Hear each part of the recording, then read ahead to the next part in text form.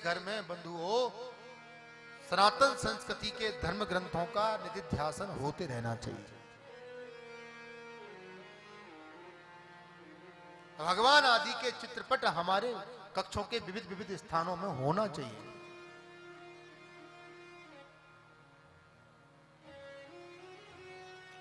नचकैयाओं के फोटो लटकाते रहते हैं, फिर कहते हैं लड़का बात नहीं मानता। मानेगा कहां से?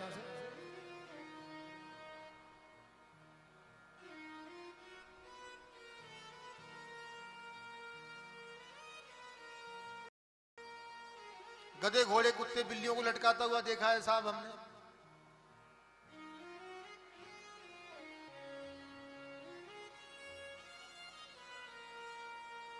संतों का हाथ पकड़ोगे तो संत जहां जाएंगे वहां ले जाएंगे, और कुत्ते की जंजीर पकड़ के घूमोगे तो जहां कुत्ता जाएगा वहीं ले जाएगा। बोलो राधे राधे। ओ साहेब, सदग्रंथ को जीवन में आश्रय जरूर देना चाहिए।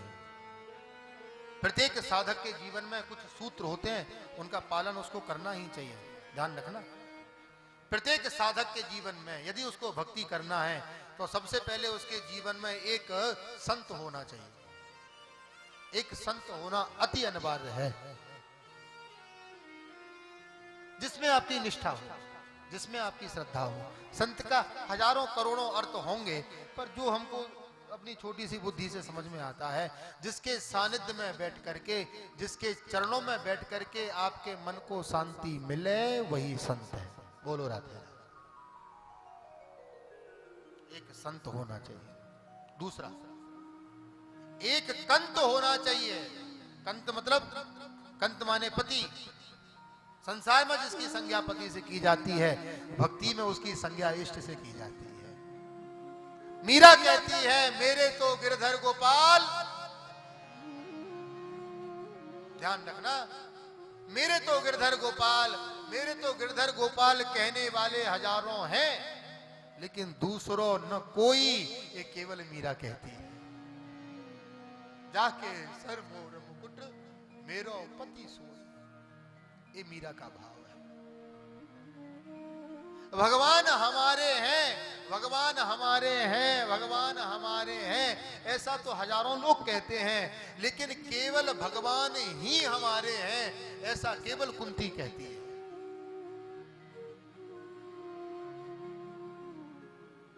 केवल कुंती।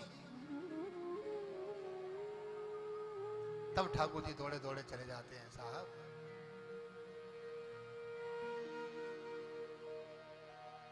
एक संत होना चाहिए, एक कंत होना चाहिए। तीसरा सूत्र, प्रत्येक भक्त के जीवन में जिसको साधना करना है, उसके जीवन में एक मंत्र होना चाहिए। गुरु मंत्र की महिमा, मंत्र राज होता है। क्यों? क्योंकि गुरुदेव ने उसको अपनी जप की सिद्धि से सिद्ध किया हुआ होता। सिद्ध महात्मा से यदि आप मंत्र जाप करोगे,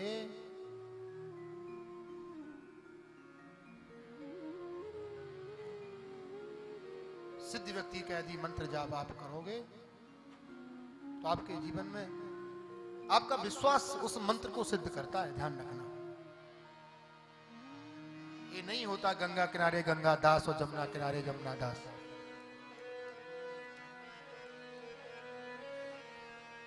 संत होना चाहिए, कंत होना चाहिए, मंत्र होना चाहिए। चौथी बात, प्रत्येक गृहस्थ भक्त के जीवन में एक ग्रंथ होना चाहिए। रामायण हो, भागवत हो, गीता जी हो, जिस ग्रंथ में आपका आश्रय हो, जिस ग्रंथ को आप हृदय से प्यार करते हो, उस ग्रंथ को अपने हृदय में स्थान दीजिए, नित्य उसका पाठ करिए।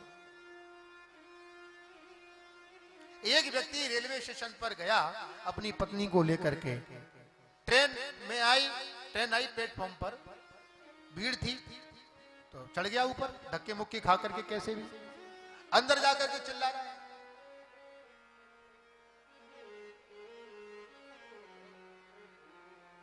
क्योंकि 1 घंटे जब ट्रेन लेट थी, एक महात्मा वहां रामायण का पाठ कर रहे थे, तो वो आदमी उनकी बड़ी मजाक उड़ा रहा था। बाबाओं पे कोई काम धाम तो होता नहीं है, रामायण पढ़ते रहते हैं, लोगों को उल्लू बनाते रहते हैं। महात्मा अपना पाठ पूजा कर रहे थे आराम से। ट्रेन आई, धक्का मुक्की खा के महात्मा भी चढ़ गए और वो सज्जन भी चढ़ गए ट्रेन के अंदर। 5 मिनट चलने के बाद में वो आदमी जोर जोर से चीख करके चिल्लाता, कहता है जरा भैया जरा जंजीर खींचना, जरा चेन पुलिंग करना। लोगों ने कहा क्या हुआ? बोले साहब गलती हो गई, हम तो जल्दी जल्दी में अंदर आ गए, हमारी धर्मपत्नी प्लेटफॉर्म पे रह गई, पत्नी हमारी वहीं छूट गई। महात्मा ने हाथ पकड़ लिया, बेटा सही बताएं, यदि जिंदगी में एक बार भी रामायण पढ़ी होती ना तो ये गलती कभी नहीं करते। बोलो राधे राधे। क्योंकि सियही चढ़ाए, सियही चढ़ाए, चढ़े रघुराई।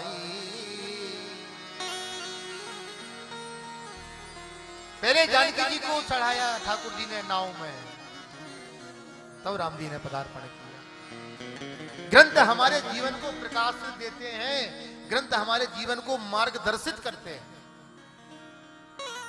आप यदि आत्मीयता से ग्रंथों की समीक्षा करोगे, अध्ययन करोगे, पाठ करोगे, तो ध्यान रखना आपको ग्रंथ के एक एक पात्र में अपना दर्शन होने लगेगा। कहीं आप जटायु दिखोगे, कहीं आप कुछ कौशल्या दिखोगे, तो कहीं आप दशरथ जी दिखोगे, कहीं त्रिशरा दिखोगे। आपकी तन्मयता कितनी है?